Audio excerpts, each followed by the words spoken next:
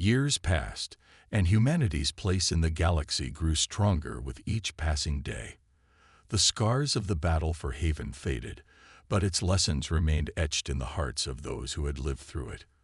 Earth flourished as a hub of innovation and diplomacy, drawing visitors from across the stars.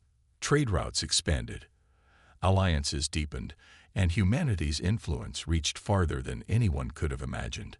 Yet even in this new era of progress, the memory of the Vryn lingered, a reminder of how fragile peace could be. Captain Ryan Carter retired from active duty, choosing instead to write about his experiences. His memoirs became required reading for young cadets training to explore the stars. In his writings, he emphasized not just the battles fought, but the values that had carried humanity through: unity, resilience, and an unshakable belief in their ability to overcome any obstacle. "We didn't win because we were stronger or faster," he often said. "We won because we refused to give up." Lieutenant Samantha Brooks took on a role as an ambassador, traveling between worlds to strengthen ties with other species. Her calm demeanor and sharp mind made her a natural negotiator. She worked tirelessly to ensure humanity's rise didn't come at the expense of others, striving to build bridges rather than walls. Though she sometimes missed the simplicity of life on Haven, she knew her work was vital to securing a brighter future for all. Private Ethan Cole returned to Earth a changed man. Once unsure of himself, he now stood tall, proud of what he had accomplished. He joined a program that trained the next generation of soldiers, teaching them not just how to fight, but why. "War isn't something to celebrate," he told his students, "but when it comes, you need to know what you're fighting for." His words inspired countless recruits, many of whom would go on to protect humanity's borders in the years to come. On Haven, a monument was erected to honor those who had fallen in the war. Its surface gleamed under the light of the twin suns, inscribed with the words, "Asterisk, they picked a fight with the wrong species." Asterisk, it served as both a tribute and a warning, a reminder of humanity's strength and resolve. Survivors visited often, leaving flowers or small tokens of remembrance. For them, it was a place of healing, where they could reflect on the sacrifices made and the victories won. The galaxy itself began to change. Humanity's presence forced older civilizations to adapt, sparking debates about power, morality, and coexistence. Some species embraced the shift, seeing humanity as a partner in building a better future. Others resisted, clinging to outdated notions of dominance. But no one doubted that humanity had earned its place among the stars. Behind the scenes, whispers of unrest continued. The Vryn plotted in secret, their hatred for humanity burning as fiercely as ever. They forged uneasy alliances with shadowy factions, pooling resources for a campaign of vengeance. Intelligence reports hinted at their plans, but Admiral Patricia Doyle remained vigilant, ensuring Earth's defenses were always ready. Yet despite the looming threats, humanity thrived. Their story became a symbol of hope for younger species struggling to find their footing in the vastness of space. It wasn't just their technology or military might that inspired, it was their spirit. Time and again, they had proven that survival wasn't about being the strongest, it was about standing together, no matter the odds. As Captain Carter stood before a crowd of eager cadets one final time, he smiled. "Our journey is far from over," he said, his voice steady. "There will be challenges ahead, battles we can't yet imagine.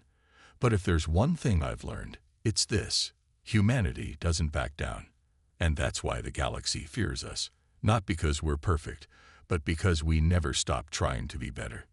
With those words, he stepped aside, leaving the stage to the next generation. Humanity's legacy was secure, written in the stars they had claimed as their own. Whatever came next, one truth remained clear: they had proven themselves worthy of the cosmos, and nothing would ever erase that. In the months following the battle for Haven, humanity's reputation spread across the galaxy like wildfire. News of their victory over the Vryn reached distant star systems, sparking curiosity and concern among other species. Some civilizations saw humanity as a beacon of resilience, a species that refused to back down, no matter the odds. Others viewed them with suspicion, worried about what such determination might mean for the balance of power in the galaxy. Captain Ryan Carter and Lieutenant Samantha Brooks became symbols of this newfound respect. Their names were spoken in hushed tones on alien worlds, where stories of their leadership and bravery inspired both admiration and caution. Ethan Cole, too, gained recognition for his role in the fight. The young private who had once doubted himself was now celebrated as a hero. His story served as proof that courage wasn't about being fearless. It was about standing up when it mattered most. Back on Earth, General Matthew Hayes worked tirelessly to build alliances with other species.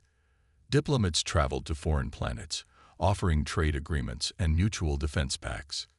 Humanity's rise had made them a target, but it had also opened doors they hadn't known existed.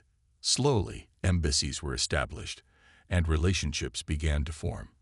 Among these new allies was the Lyrian Collective, a peaceful race of aquatic beings who valued knowledge above all else. The Lyrians admired humanity's ingenuity and offered access to their vast libraries of scientific data. But not everyone welcomed humanity's emergence. The Zorathians, a dominant species known for their strict control over interstellar trade routes, watched with growing unease. They saw humanity's rapid advancement as a threat to their authority. Secret meetings were held aboard their sleek, metallic ships as leaders debated how to handle the situation. Some argued for diplomacy, while others pushed for action before humanity grew too strong. For now, they chose to wait. But tensions simmered beneath the surface. Meanwhile, Admiral Patricia Hayes prepared for the possibility of another war. She oversaw the construction of new fleets, each one more advanced than the last. Engineers like Jake Thompson worked around the clock, designing upgrades based on the technology recovered from Haven's ruins. "We can't afford to fall behind," Jake often said, his hands covered in grease as he tinkered with engines. Though he still missed his old life fixing cars, he felt a deep sense of purpose knowing his work could protect countless lives. Dr. Laura Myers and Daniel Harper continued their research into the crystalline artifacts. Their discoveries led to breakthroughs in energy production, medicine, and communication.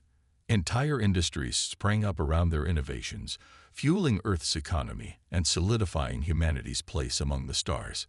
But with every advancement came whispers of retaliation. The Vryn, though defeated, were regrouping in secret. Reports suggested they were forging alliances with rogue factions, plotting revenge against the humans who had humiliated them. As the galaxy adjusted to humanity's rise, Captain Carter reflected on the cost of their journey. He stood aboard a newly built ship, staring out at the endless expanse of space. Samantha joined him, her expression thoughtful. "Do you think we'll ever truly belong here?" she asked. Carter hesitated before answering. "I don't know," he admitted, "but I do know we've earned our spot, at least for now." The road ahead would be long and uncertain. Friends would become foes, and allies might turn against them. Yet despite the challenges, humanity had proven one thing: they were survivors. And though fear lingered in the hearts of some, others began to see hope in the unyielding spirit of Earth's people. Humanity's legacy was just beginning, and the galaxy would never forget the species that dared to stand its ground. The victory on Haven came at a heavy cost. The once thriving colony was now a wasteland of burned fields, shattered buildings, and silent streets. Bodies of both humans and Vryn lay scattered across the land, reminders of the brutal battle that had taken place.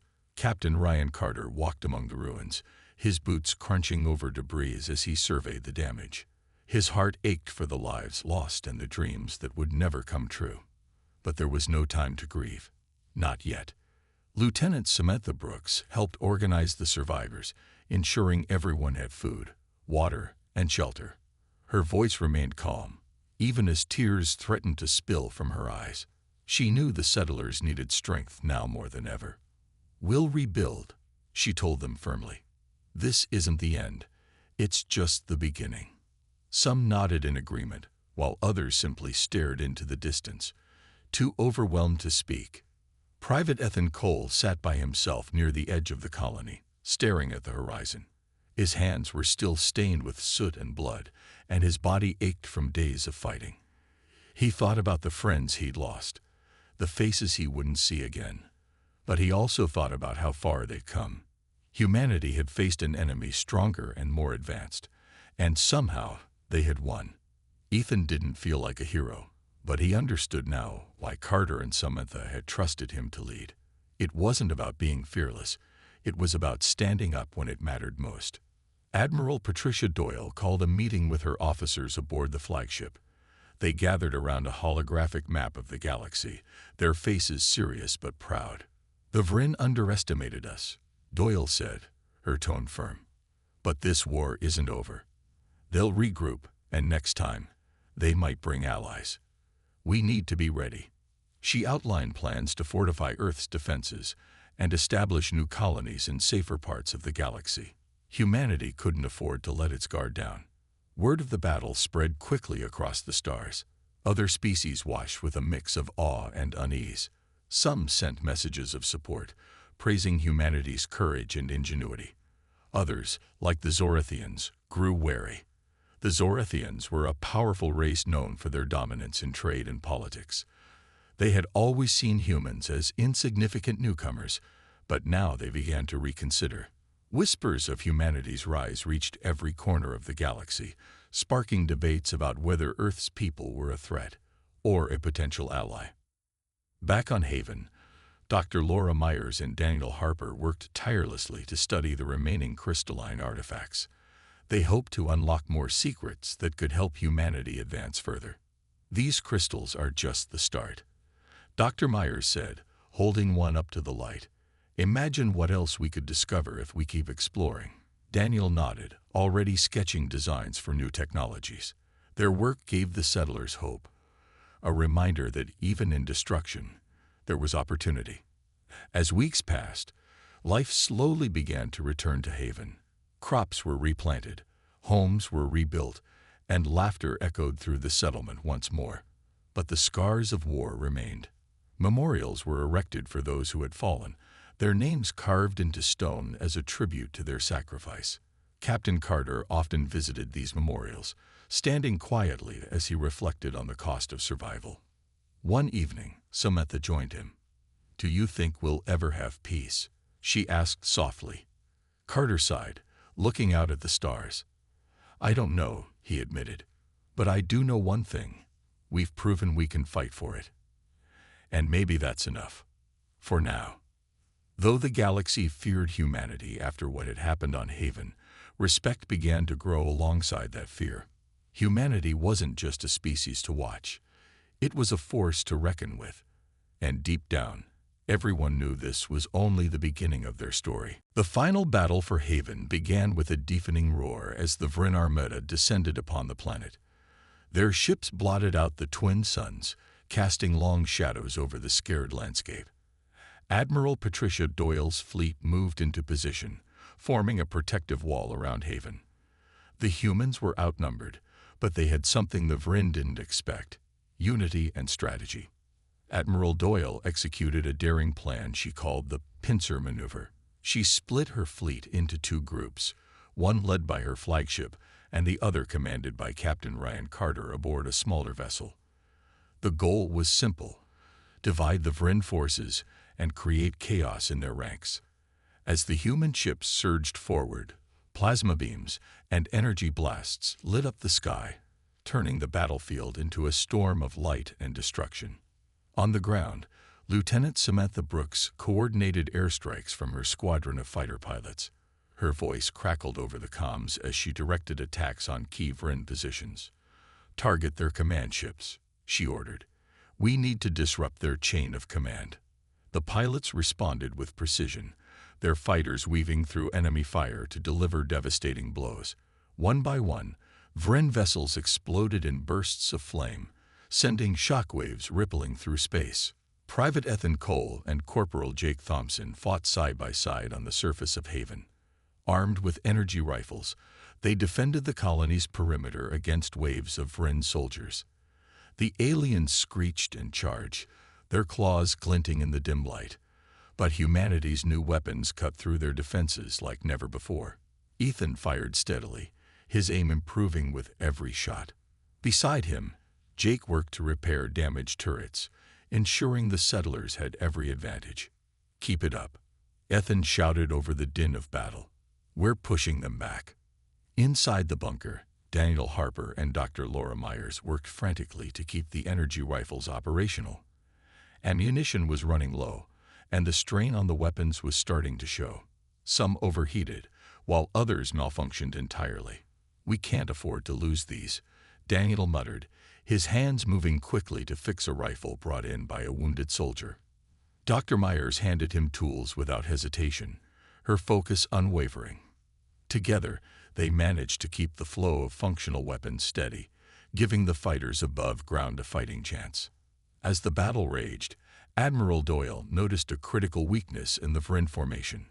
Their central command ship, larger than the others, hovered at the heart of their fleet. It was heavily guarded but vulnerable if attacked from multiple angles. "All units, converge on the command ship," she ordered. Her voice was calm but commanding, inspiring confidence among her crew. Fighter squadrons dove toward the target, dodging enemy fire as they unleashed everything they had.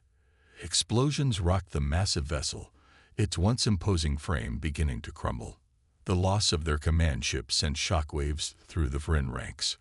Without clear leadership, their attacks became disorganized. Zixtar, their commander, tried to rally his troops, but even he couldn't stem the tide of defeat. His screeches of rage echoed across the battlefield as his forces fell back, retreating into the safety of their remaining ships. By the time the dust settled, the humans had secured a hard-fought victory. The Vryn fleet withdrew, their numbers decimated and their pride shattered. Admiral Doyle surveyed the aftermath, her expression a mix of relief and determination. "This isn't over," she said quietly. "But today, we showed them what humanity is capable of." Captain Carter stood beside her, watching as survivors emerged from the bunkers. Their faces were weary but filled with hope. Humanity had paid a heavy price, but they had proven something vital. They were no longer just settlers or explorers. They were warriors, and the galaxy would never look at them the same way again. Back on Earth, news of the conflict on Haven spread like wildfire. The story of humanity's fight against the Vryn captured the attention of the entire planet. People gathered around televisions and radios, listening intently as reports came in about the bravery of the settlers and their desperate struggle to survive. General Matthew Hayes stood before a room full of military leaders, his expression grim but resolute. "This isn't just about Haven," he said. "It's about showing the galaxy that humanity won't back down." Admiral Patricia Doyle was put in charge of assembling a massive fleet to aid the colonists. She was a woman known for her sharp mind and unshakable determination. "We're not sending ships. We're sending a message," she told her crew as they prepared for departure. "If anyone thinks they can push us around, they'll have to deal with all of us." The fleet included battleships, supply vessels, and fighter squadrons, each one brimming with soldiers eager to defend their species. Among the volunteers was Corporal Jake Thompson, a former mechanic who had spent most of his life fixing cars. When he heard about the war on Haven, something inside him clicked. He couldn't just sit back while others fought for humanity's future. At the recruitment center, he signed up without hesitation. During training, his mechanical skills earned him a spot in the engineering corps, where he worked to keep the ships running smoothly. Though he wasn't a soldier by nature, Jake felt a deep sense of purpose. "I may not be a hero," he often said to himself, "but I can still help." As the fleet launched into space, Earth's leaders made sure the galaxy knew what was coming. Messages were sent to nearby star systems, warning any potential allies, or enemies, of humanity's resolve. Some species watched with admiration, impressed by humanity's courage. Others, like the Zorathians, viewed the mobilization with suspicion, wondering if Earth's rise would threaten their own dominance. Meanwhile, intelligence teams worked around the clock to gather information about the Vryn. Reports revealed that the insectoid race was amassing a colossal armada near Haven, preparing for a final assault to wipe out the colony once and for all. Admiral Doyle studied the data carefully, her eyes narrowing as she planned her strategy. "They think they've got us cornered," she said to her officers. "But we're going to show them what happens when you underestimate us." The journey to Haven took weeks, but morale aboard the ships remained high. Soldiers trained tirelessly, knowing the battle ahead would be fierce. Engineers like Jake worked double shifts, ensuring every piece of equipment was in perfect condition. Even the cooks and medics felt the weight of their mission, doing everything they could to support the war effort. Humanity was united in a way it had never been before. When the fleet finally entered Haven's orbit, the sight was breathtaking. The once beautiful planet was scared by war, its surface littered with craters and wreckage. Smoke rose from the remnants of the colony, and the twin suns cast an eerie glow over the devastation. Admiral Doyle wasted no time. She ordered her ships to form a protective barrier around the planet, while smaller vessels descended to evacuate civilians and reinforce the settlers still holding out underground. Captain Ryan Carter and Lieutenant Samantha Brooks greeted the reinforcements with relief and gratitude. "You arrived just in time," Carter said, shaking Admiral Doyle's hand. "The Vryn are planning something big, and it's coming soon." Doyle nodded, her gaze steady. "Then let's make sure they regret it." As the humans prepared for the inevitable showdown, whispers of their defiance reached every corner of the galaxy. Other species began taking notice, not just of humanity's technology or strength, but of their spirit. The Vryn had underestimated their opponents, and now the entire galaxy would see the consequences of that mistake. The stage was set for a battle that would define humanity's place among the stars. The victory in the bunker was a turning point, but it came at a cost. The settlers were exhausted, their faces streaked with dirt and sweat. Many had been injured, and some hadn't made it through the battle. Captain Ryan Carter walked among them, offering quiet words of encouragement. Despite the losses, there was a new sense of hope in the air. The energy rifles had proven their worth, and for the first time, the humans felt they might stand a chance against the Vryn. Daniel Harper and Dr. Laura Myers worked tirelessly to produce more of the weapons. Using the remaining crystals from the ruins, they set up a small assembly line in one corner of the bunker. The process was slow, but every completed rifle gave the settlers a little more confidence. "We need to make these as fast as possible," Daniel said, his hands moving quickly as he attached wires and components. "If the Vryn come back, we'll need all the firepower we can get." Lieutenant Samantha Brooks coordinated the distribution of the new weapons. She made sure each soldier received training on how to use them effectively. Ethan Cole, who had performed well during the last fight, was put in charge of a small squad. Though he still doubted his own abilities, Samantha's faith in him pushed him to step up. "You're a natural leader, Ethan," she told him. "The others look up to you." Her words stayed with him, giving him strength as he prepared his team for what lay ahead. Captain Carter knew the Vryn wouldn't stay away for long. They were a proud species, and their defeat in the bunker would only fuel their anger. He gathered his officers to discuss strategy. "We've got the weapons now," he said, "but we need to be smarter about how we use them. We can't afford another direct assault like that last one." Samantha nodded in agreement. "We should focus on hit-and-run tactics," she suggested. "Hit them where they least expect it, then fall back before they can regroup." The plan was simple but effective. Over the next few days, squads led by Ethan and other soldiers launched surprise attacks on the Vryn forces stationed above ground. Armed with the energy rifles, they struck quickly and disappeared into the tunnels before the aliens could retaliate. Each raid weakened the Vryn's numbers and disrupted their operations. The once overconfident invaders grew cautious, unsure of where or when the humans would strike next. Word of these guerrilla tactics spread among the settlers, boosting morale. Even those who weren't fighters found ways to contribute. Some helped maintain the weapons, while others crafted traps to slow down the Vryn. Dr. Myers even developed a sticky substance that could gum up the joints of the aliens' exoskeletons, making them easier targets. Everyone played a part, united by a shared goal: survival. But the Vryn weren't idle either. Zixtar, their commander, began adapting to the human strategies. He ordered his troops to seal off tunnel entrances and set up patrols around the colony's perimeter. The stalemate frustrated both sides, but humanity's resilience continued to impress and terrify their enemies. Rumors of the humans' ingenuity reached other Vryn outposts, sparking unease among their ranks. Back in the bunker, Carter reflected on how far they'd come. When the Vryn first attacked, the settlers had been scared and unprepared. Now they were holding their own against a superior force. It wasn't just the weapons that made the difference, it was their determination. They picked a fight with the wrong species. Carter muttered to himself, a small smile tugging at his lips. As the days passed, the settlers began to dream of a future beyond the war. They talked about rebuilding Haven, about creating something better than what they'd lost. But for now, their focus remained on survival. The galaxy was vast, and humanity was still learning its place within it. One thing was certain: no one would ever underestimate them again. The fight wasn't over, but humanity had proven it could adapt, endure, and overcome.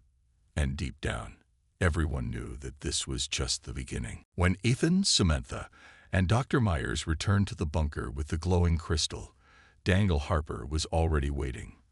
His tools were spread out on a makeshift table, and his face lit up with excitement as he saw the artifact. "This could be it," he said, his voice trembling with anticipation. "If we can figure out how it works, we might have a real chance against the Vryn." Dr. Myers carefully placed the crystal on the table, her hand steady despite the urgency of the situation. She examined it closely, noting the intricate patterns etched into its surface. "It's some kind of energy source," she explained.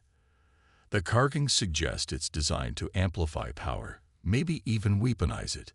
Daniel nodded, already sketching ideas for a device that could harness the crystal's energy. "We'll need to build something simple but effective," he said. "Something we can use in battle." Ethan stood nearby, watching as the team worked. He felt useless, unsure how he could contribute. But Samantha noticed his unease and pulled him aside. "You've got a sharp mind, Ethan," she said. "You solved that puzzle back in the ruins. Stay close in case we need another breakthrough." Her words gave him a small sense of purpose, and he nodded, ready to help however he could. The team worked through the night, their movements quick and precise. Daniel assembled a crude frame for the weapon, while Dr. Myers focused on connecting the crystal to a power conduit. The process was slow and frustrating, with sparks flying and circuits overheating more than once. "We're running out of time," Samantha reminded them, glancing nervously toward the entrance of the bunker. Outside, the sounds of the Vryn grew louder. They were getting closer. Finally, after hours of effort, the weapon was complete. It resembled a large rifle, its barrel glowing faintly with the energy from the crystal.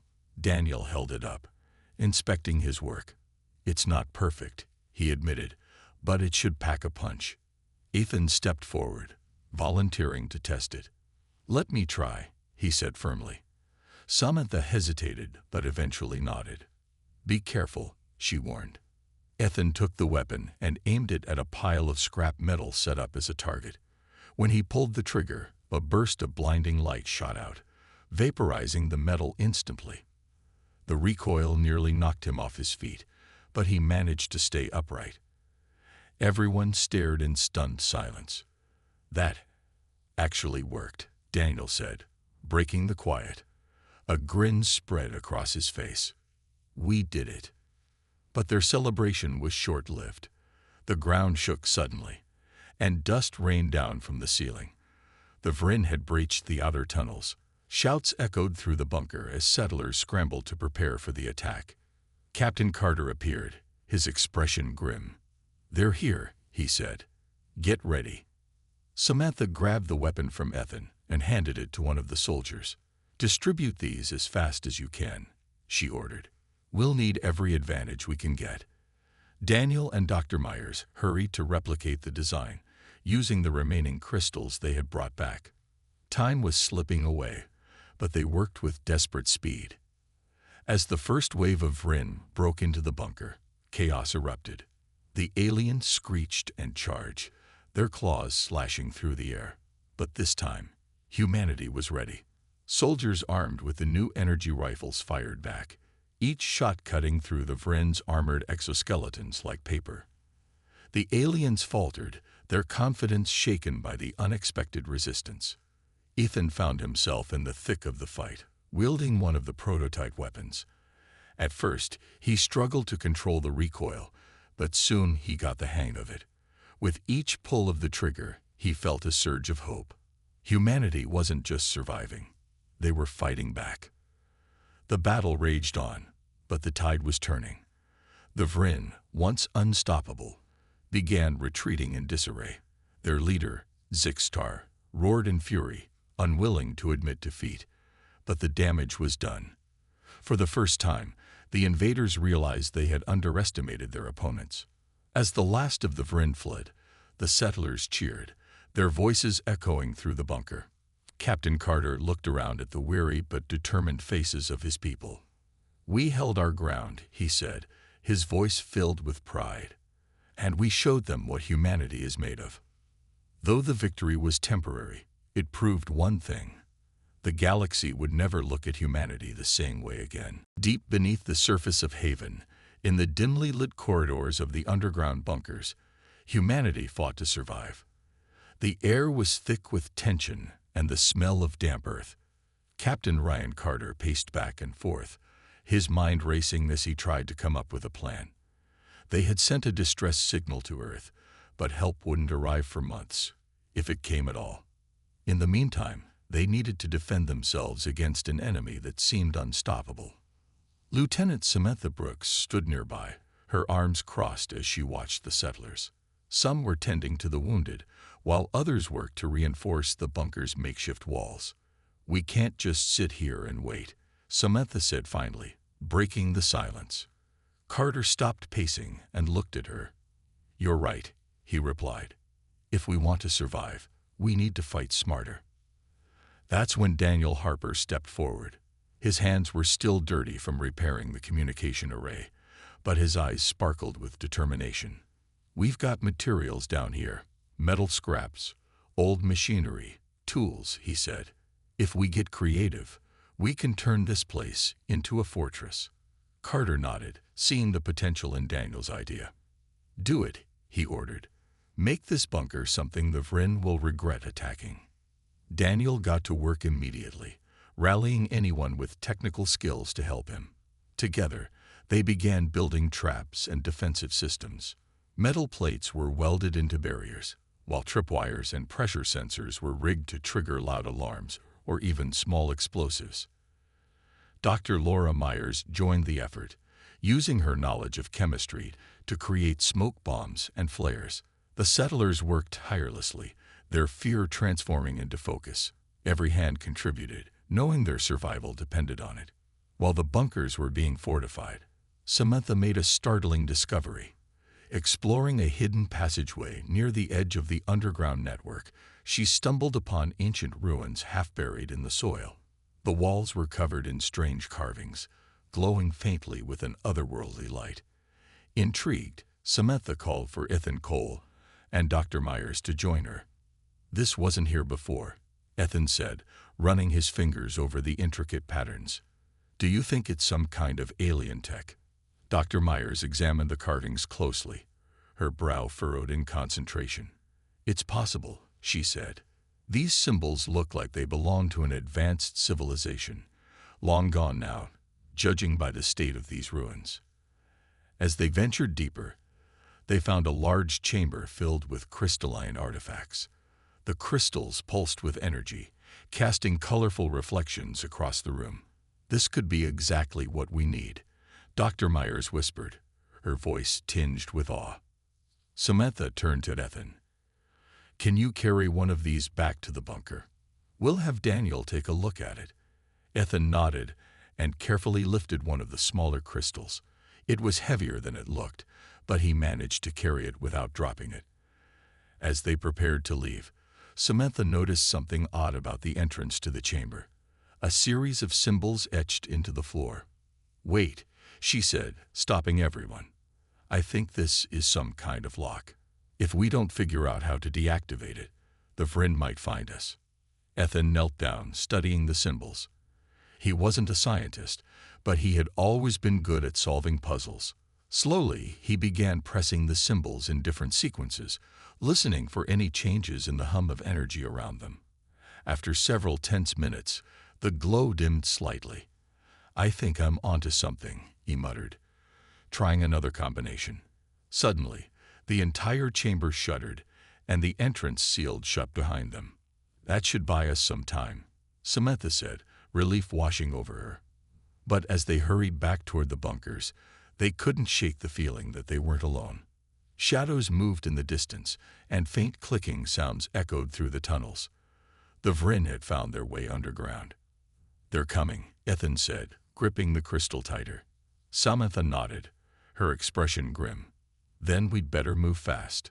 Back at the bunker, Daniel waited anxiously, ready to unlock the secrets of the artifact.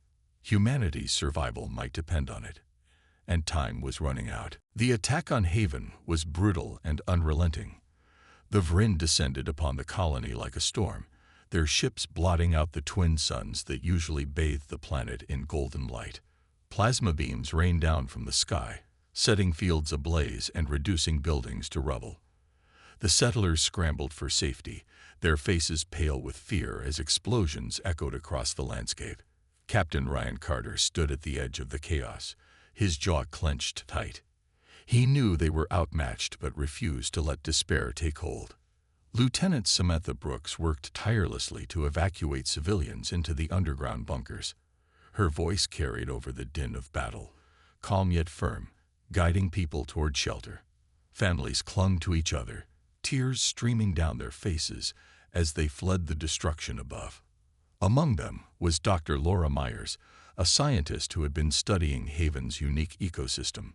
Though terrified, she stayed close to Samantha, determined to help however she could. "We'll get through this," Samantha said to her, though even she wasn't sure if it was true. Above ground, Private Ethan Cole fired his rifle at the advancing Vryn soldiers. His hands trembled, not just from exhaustion, but from the weight of what he'd seen. These creatures were unlike anything humanity had ever faced, fast, strong, and seemingly unstoppable. Beside him, Daniel Harper reloaded his weapon, his glasses cracked and smudged with soot. "We can't keep this up forever," Daniel shouted over the noise. Ethan nodded grimly, knowing he was right. They needed a plan, and fast. Captain Carter surveyed the battlefield, his mind racing. The Vryn forces were overwhelming, their numbers endless. If they stayed above ground, the humans would be wiped out within hours. But surrender wasn't an option either. Humanity's survival depended on holding out long enough for reinforcements to arrive from Earth. That thought sparked an idea. Turning to Samantha, who had just returned from the bunkers, he gave her a sharp nod. "We need to send a distress signal," he said. "Earth has to know what's happening here." Samantha hesitated. The colony's communication array had been damaged in the initial assault, and repairing it under fire would be dangerous. But there was no other choice. She grabbed a small team, including Ethan and Daniel, and headed toward the wreckage of the array.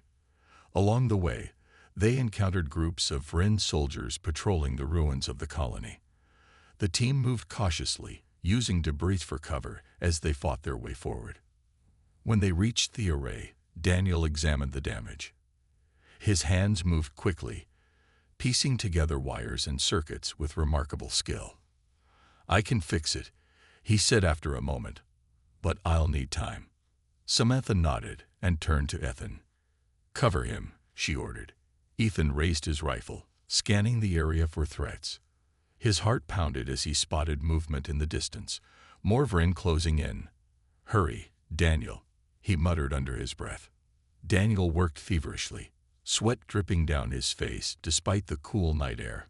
Behind him, Samantha and Ethan exchanged fire with the approaching enemies, their shots lighting up the darkness. The Vryn screeched angrily, their glowing eyes reflecting off the smoke-filled sky. One of the aliens lunged toward them, only to be taken down by a well-placed shot from Ethan. "Got it," Daniel exclaimed suddenly, his voice cutting through the tension. Samantha activated the repaired array, sending out a desperate plea for help. The message repeated itself over and over, broadcasting into the vastness of space. It was a gamble. They had no way of knowing if Earth would receive it, but it was their only hope. As soon as the transmission began, Samantha ordered everyone back to the bunkers. They couldn't afford to lose more lives defending the array. By the time they returned underground, the situation felt even more dire. The bunkers were crowded, filled with frightened settlers huddled together in dim light. Children cried softly, and some adults sat silently, staring into space. Captain Carter addressed the group, his voice steady despite the gravity of their predicament. "We've sent a message to Earth," he told them. "Help is coming. Until then, we hold our ground." Though the words brought little comfort, the settlers nodded, drawing strength from Carter's resolve. Outside, the battle continued to rage. The Vryn hadn't breached the bunkers yet, but it was only a matter of time. Humanity's future hung by a thread, but one thing was certain. The fight was far from over. In a quiet corner of the galaxy, far from Earth, humanity had found a new home. The planet was called Haven, a place with vast green fields, towering mountains, and oceans that shimmered under two suns. It was peaceful, or so it seemed. Captain Ryan Carter led a group of settlers who had come to build a colony.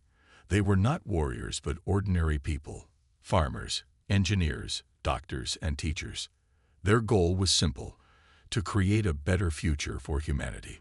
Lieutenant Samantha Brooks stood beside Carter as they surveyed the progress of the colony. She was smart and quick-thinking, always ready to help solve problems. Together, they oversaw the construction of homes, farms, and research facilities. The settlers worked hard, and Haven began to thrive. But unknown to them, trouble was brewing.